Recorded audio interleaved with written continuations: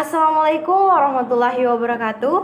Dalam video ini saya akan membahas mengenai corporate branding dan corporate reputation. Berikut videonya. Corporate branding adalah strategi yang digunakan perusahaan dengan memanfaatkan merek untuk upaya periklanan atas keseluruhan identitas bisnis pada semua saluran komunikasi. Philip Kotler mengatakan bahwa brand adalah merek, nama, istilah, tanda simbol, desain, atau kombinasi dari semua itu untuk mengidentifikasi barang atau jasa dari sebuah ataupun sekelompok perusahaan serta untuk membedakannya dengan pesaing. David Ecker mengatakan bahwa ada 5 hal terpenting dalam membangun corporate branding. Pertama, people atau orang-orang yang bekerja dalam perusahaan. Kedua, value atau purity atau nilai-nilai dalam sebuah perusahaan. Ketiga, memiliki citra sebagai perusahaan yang berinovasi. Keempat, perceived quality atau kualitas yang dipersiapkan. 5. Concern for customers, artinya perusahaan harus memiliki rasa peduli yang tinggi terhadap konsumennya. Nah, sekarang kita akan membahas mengenai corporate reputation.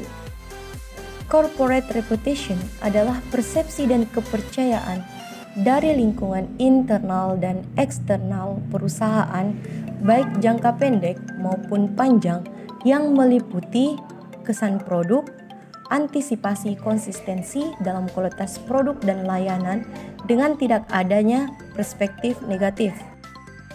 Cooper and Phil dalam tulisan Institut Bisnis dan Informatika Kwik Kyagi menyatakan bahwa ada beberapa kriteria atau elemen yang dapat mempengaruhi corporate reputation, yaitu yang pertama adalah produk dan kualitas layanan termasuk nilai yang merupakan hal yang penting. Ini mengacu pada persepsi konsumen mengenai apakah produk atau jasa yang mereka jual memiliki standar yang baik untuk dibeli dan digunakan. Yang kedua adalah kepuasan karyawan. Kepuasan karyawan dapat diukur dari seberapa nyaman dan bahagia mereka selama bekerja di perusahaan. Hal ini penting dalam membentuk reputasi perusahaan karena karyawan yang bahagia dan nyaman saat bekerja akan memiliki produktivitas yang baik, tingkat absensi ataupun izin yang rendah, serta tingkat loyalitas yang tinggi terhadap perusahaan. Yang ketiga adalah kepuasan pelanggan. Kepuasan pelanggan dapat diukur ketika harapan mereka dapat dipenuhi oleh perusahaan.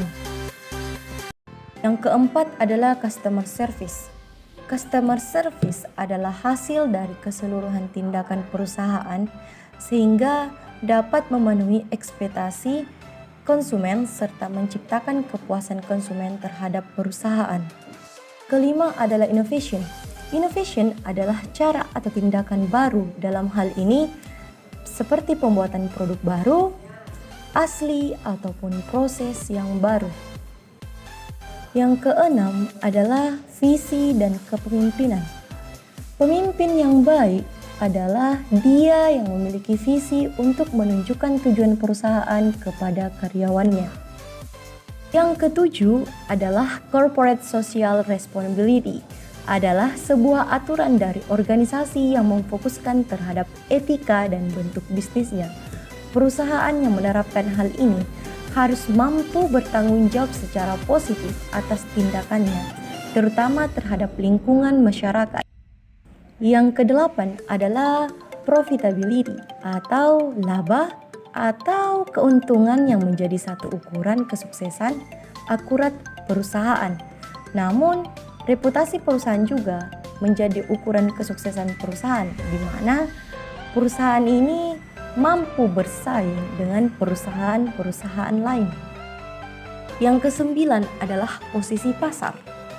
Perusahaan harus mampu menciptakan merek yang memiliki keterkaitan dengan konsumen. Hal ini berpengaruh pada minat tidaknya konsumen untuk menggunakan produk perusahaan itu.